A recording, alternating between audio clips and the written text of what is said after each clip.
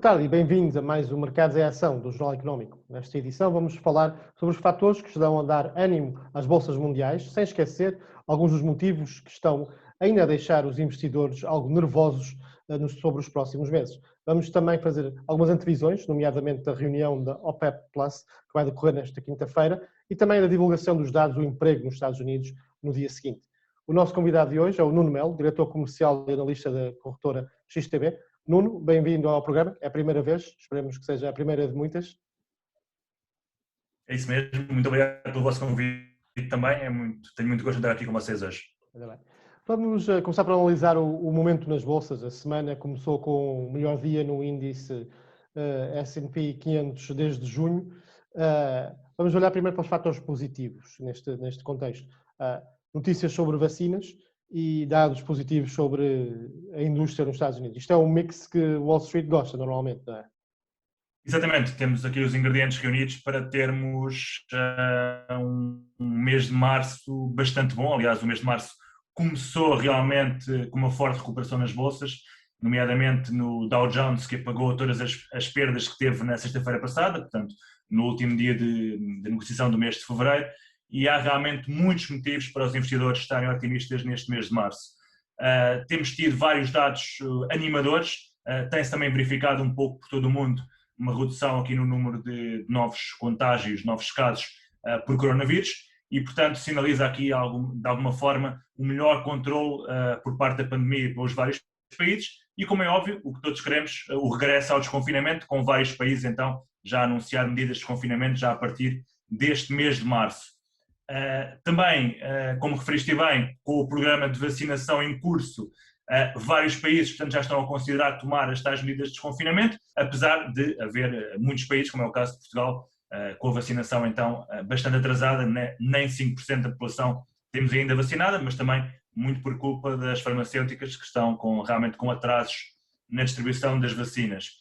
Depois, ainda do lado positivo das notícias, temos o tal pacote de estímulo que é muito falado e muito aguardado, que se esperava, aliás, Nancy Pelosi disse que ia ser aprovado no dia 26 de fevereiro, não foi, mas espera-se que seja aprovado até ao dia 14 de março, que é precisamente o dia em que expiram os benefícios de desemprego dos americanos e, portanto, esse pacote, estimado em 1,9 trilhões de dólares, deverá ser aprovado, pelo menos o senador Schumer assim o disse, até ao dia 14 de março, para evitar então que as empresas, que os particulares, que as famílias americanas deixem de receber esse rendimento. Temos também, do lado das boas notícias, o pacote de infraestruturas que Biden está já a preparar e, portanto, poderá também ser um bom boost para a economia norte-americana. Falando então um bocadinho aqui, se calhar, da parte dos dados macroeconómicos, realmente têm saído bons dados. Os mais recentes mostram então que a maior parte dos países têm sobrevivido bastante bem a esta segunda vaga do coronavírus, até melhor do que da primeira.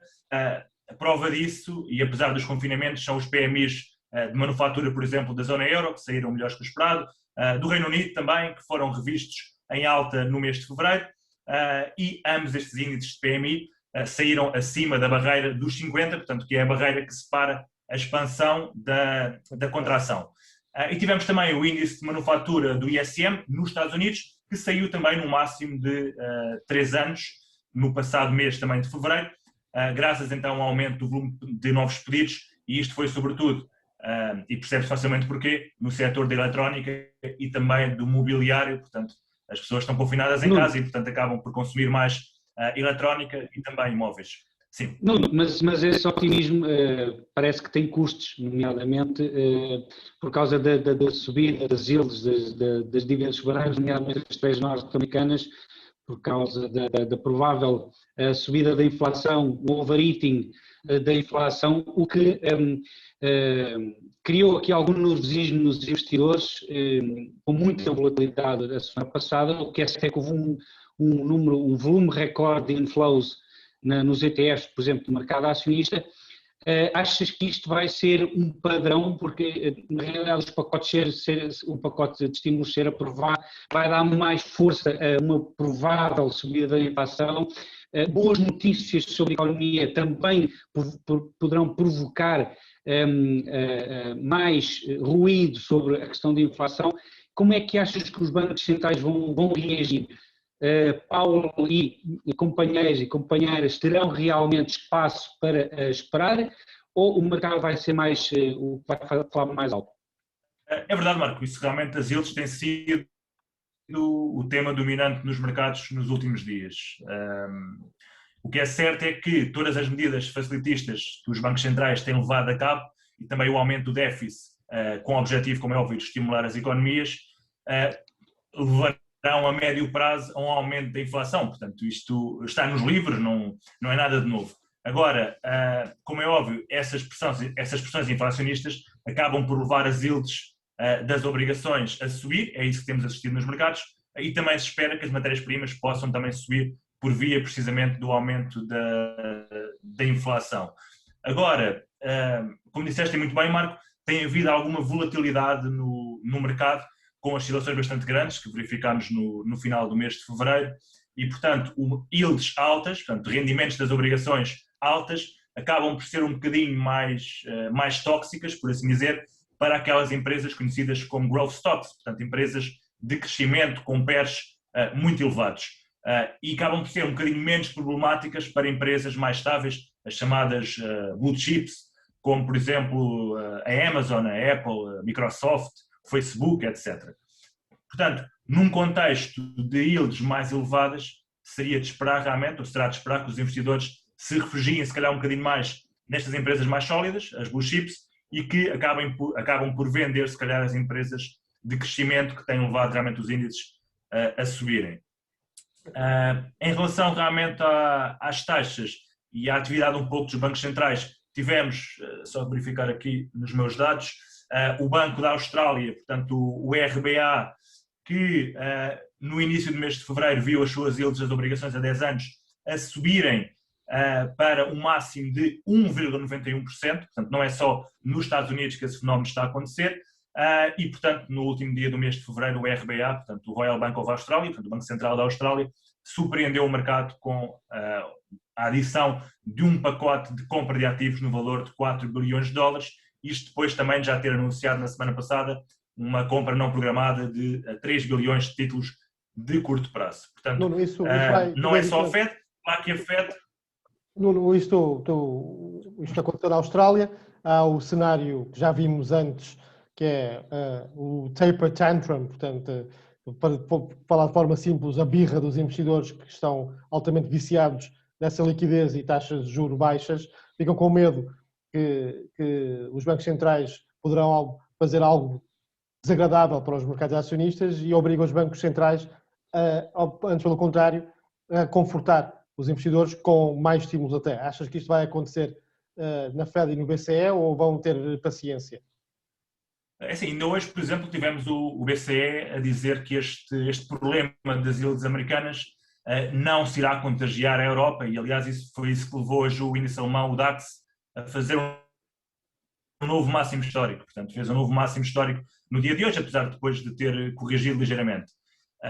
No que toca à Fed, realmente tivemos aqui o testemunho de Powell perante o Congresso na semana passada, em que ele disse claramente que, apesar da economia estar a mostrar sinais de recuperação, a Fed será paciente antes de retirar os estímulos. Portanto, no passado, qualquer sinal inflacionista levava logo a Fed a agir e a aumentar as taxas de juros, mas parece que desta feita, apesar das yields estarem a aumentar, estarem a subir, isso mostra claramente a decepção, como referiste muito bem, dos investidores em relação à falta de normalização por parte da Fed, mas apesar de estarem a subir, a Fed irá continuar, então, na minha opinião, com o programa de compra de ativos, tipo, nos montantes atuais, que é de 120 mil milhões de dólares, se não me engano, e como é óbvio, poderá ser ajustado aqui um bocadinho, portanto, começarem a comprar obrigações de mais longo prazo, isto para não ameaçar as condições financeiras, ou seja, todas aquelas pessoas que têm hipotecas e têm também empréstimos ao consumo e às empresas não serem afetadas pelo aumento das yields das obrigações a longo prazo. Portanto, poderá realmente haver essa mudança de estratégia na Fed, começar a comprar um bocadinho obrigações de mais curto prazo, de mais longo prazo, peço desculpa. E lembrar também que Powell irá também discursar esta semana, na quinta-feira, portanto, também, os investidores também deverão estar atentos a este discurso na quinta-feira, no Job Summit que terá lugar. Nuno, já voltamos à conversa contigo. Vamos agora passar para a rubrica dos números e números e gráficos, aliás, com o Marco Silva. Marco, força. Obrigado, Chico. O comportamento do Wall Street a semana passada foi misto, como podemos ver aqui no mapa.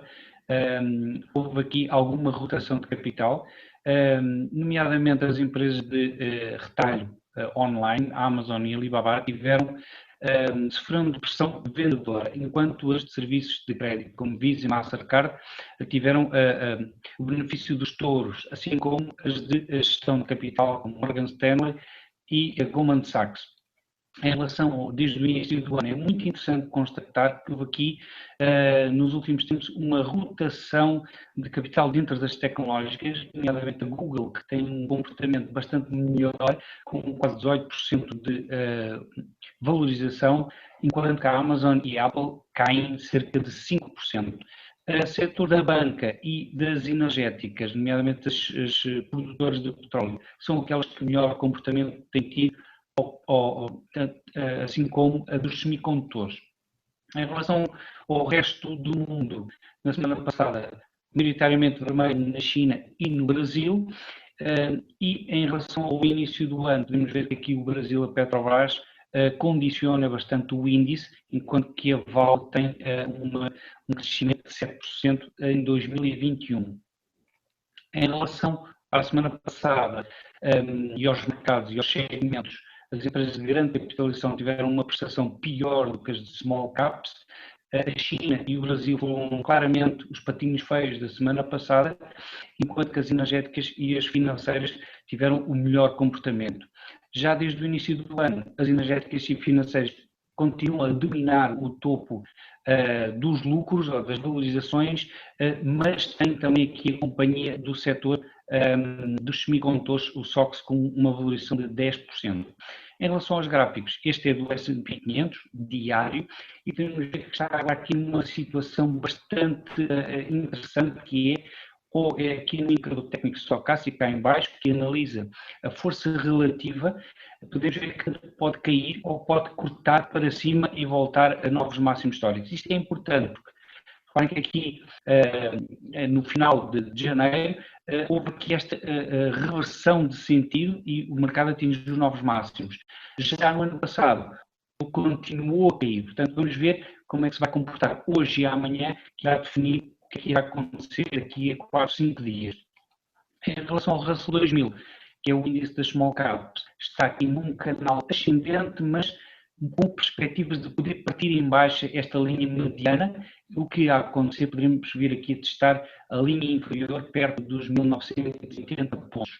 O Brent semanal, como já referimos a semana passada, quebrou em alta este canal descendente e já o testou esta semana. Se nós passarmos para o time-frame, podemos ver que houve aqui já ontem um teste a esta linha. Vamos ver se realmente resiste à pressão vendedora e se atinge máximos, que podem ser os máximos aqui dos $71, ou se vai entrar de novo no canal. Depois, aqui o gráfico do ouro, que desde agosto do ano passado tem tido um comportamento descendente e depois de uma valorização bastante acentuada. E aqui podemos correlacionar com o gráfico das treasuries norte-americanas de mais de 20 anos, portanto, as obrigações do Tesouro. Quando as treasuries descem, significa que a taxa de juros sobe. E podemos ver que quando ela desceu, as treasuries, portanto, o valor das obrigações, o ouro também desceu. Porquê? Porque a inflação é a perspectiva, existe a perspectiva da inflação subir e, portanto, as taxas de juros também subirem. E quando as taxas de juros sobem, o ouro perde importância e valor como investimento. E daí está esta queda do ouro, que está relacionada também com as treasuries. Em relação ao último gráfico, é o gráfico da Berkshire Hathaway, a empresa fundada por Warren Buffett, que continua a atingir novos máximos históricos e é aqui quase como um relógio suíço, sempre vira para cima aqui no estocástico, nas barras mensais, é quase como um indicador muito fidedigno para uma valorização acentuada nos próximos meses. E é tudo, Chico. Muito obrigado, Marco, pelos números e gráficos da semana. Continuamos nos números, com o meu número da semana, que é 5% no negativo, pois é a queda aproximada do preço do barril de Brent esta semana. Voltamos à conversa com o Nuno Melo da XTB, precisamente sobre o mercado petrolífero. Este mercado vem a recuperar realmente desde o início de novembro, com a perspectiva da reabertura das economias com a vacinação e também com os cortes de produção negociados pela OPEP. Esta semana estamos a ver alguma queda, uma volatilidade, 2 dias de subida e de descida e agora um de subida. Isto provavelmente é explicado por o facto de haver uma reunião da OPEP Plus esta semana, na quinta-feira, que reúne os membros do cartel OPEP, mais outros aliados, produtores, liderados principalmente pela Rússia. O que é que se espera desta reunião? Há provavelmente uma decisão sobre o aumento da produção, tendo o preço recuperado, ou poderemos ver alguma inércia devido às tensões entre a Rússia e a Arábia Saudita? Sim, realmente, como disseste bem, o petróleo tem vindo a cair nas últimas 3 sessões e isto realmente reflete as expectativas dos investidores em relação ao aumento da produção na reunião da manhã de quinta-feira. Portanto, nesta reunião, nos meetings da OPEP, normalmente decide sobre a produção de petróleo e também sobre o output que se fará para o mês seguinte. Tivemos, aliás, o secretário-geral da OPEP, Mohamed Barkindo, que disse que a recuperação das economias desta crise provocada pelo coronavírus tem levado realmente a uma procura superior ao petróleo, conciliado com o desconfinamento e também com o início da vacinação, sobretudo na Ásia, que tem realmente conseguido superar esta crise melhor que a Europa e também melhor que os Estados Unidos.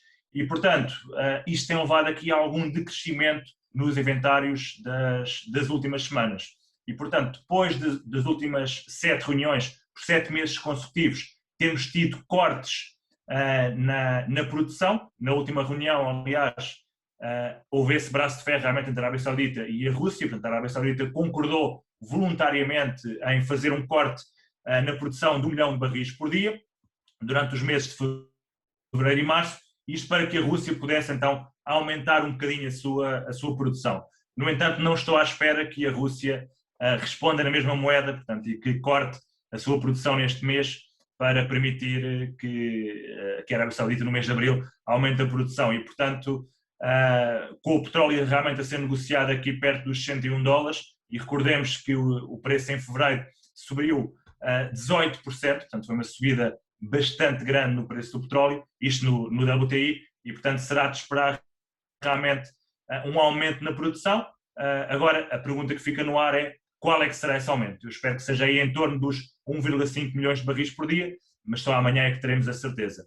E recordar também, no entanto, que o mês de fevereiro houve um consumo um pouco menor devido às festividades, portanto, do Ano Novo Lunar Chinês, que decorreu precisamente no mês de fevereiro e, portanto, levou a que muitas fábricas estivessem encerradas, e sendo a China o maior importador de petróleo a nível mundial, como é óbvio, houve aqui alguma quebra na procura.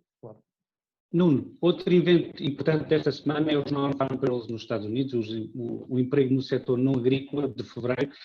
Depois da desilusão de janeiro, quando a economia gerou menos ou apenas 49 mil empregos, qual é a expectativa para fevereiro? Irá continuar a desilusão? E qual é que é a importância que os mercados vão dar? E qual é a reação? Porque nós temos assistido que más notícias é bom para o mercado, boas notícias é mau para o mercado, naquela perspectiva que uma boa notícia pode levar ao sobreaquecimento da inflação. Exatamente, realmente o mês de janeiro, como disseste bem, foi um mês muito mau em termos de criação de emprego, foi 49 mil postos de emprego criados não agrícola, no setor não agrícola, e portanto para este mês os analistas esperam um valor bastante baixo, na minha opinião, de 165 mil.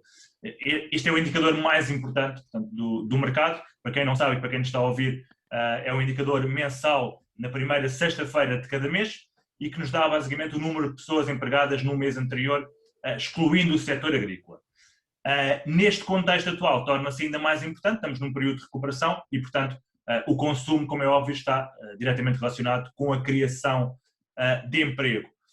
Existem sempre vários fatores que poderão abonar a favor ou contra o NFP. Muitos desses fatores, no dia de hoje, ainda não conhecemos, iremos conhecer precisamente no dia de hoje esses dados, mas para já o que sabemos é que, a favor de uns dados dos non-farm payrolls fortes para sexta-feira, à 1h30, temos os pedidos semanais de subsídio de desemprego, que serão divulgados no dia da manhã à 1h30, e se saírem em linha com os esperados, espera-se um valor de 775 mil, basicamente atira a média das últimas 4 semanas para o valor mais baixo dos últimos 2 meses, e também os pedidos contínuos de subsídio de desemprego para um nível mais baixo desde março de 2020. Portanto, o que são boas notícias, uma vez que estamos a falar de pedidos de subsídio de desemprego. Outro dado importante foi o índice de emprego industrial, que foi divulgado esta segunda-feira, que subiu para os 54,4 dos anteriores 52,6 do mês de janeiro. Também é um pré-indicador de que poderemos ter um bom dado do NFP. Tivemos também o índice de confiança do consumidor da Conference Board, que saiu também nos 91,3 em relação aos 88,9 do mês anterior, também um bom dado. E, por último, o índice de sentimento de confiança do consumidor, apurado pela Universidade de Michigan, que também saiu melhor que o esperado, nos 76,8, face a um valor esperado de 76,5. No entanto, para uma resposta conclusiva, para saber se podemos esperar um dado melhor ou pior do NFP, teremos sempre que aguardar pelo dado mais importante, que acaba por ser um leading indicator, que é o dado de emprego do ADP, que são os dados apurados no setor privado, que serão divulgados precisamente no dia de hoje. Nuno, muito bem, muito obrigado por esta primeira participação no Mercados em Ação. Esperamos te ver nestes ecrãs e também esperamos no estúdio daqui a breve também. Marco, falta a última parte, que é o protagonista, já falaste sobre ele, é o oráculo.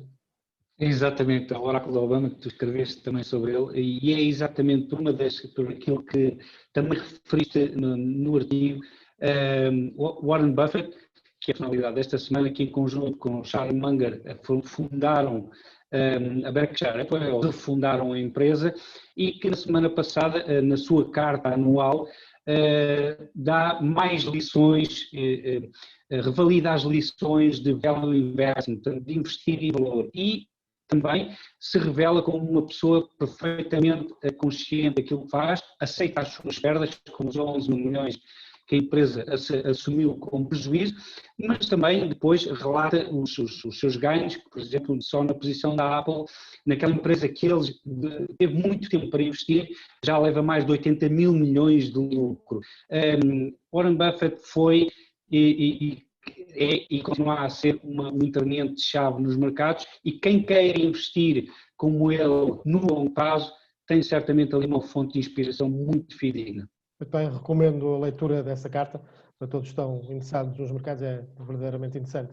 Obrigado, Marco, também pela participação. Finalmente agradeço os nossos telespectadores pela preferência. Até a próxima semana e o novo Mercados em Ação. Muito obrigado.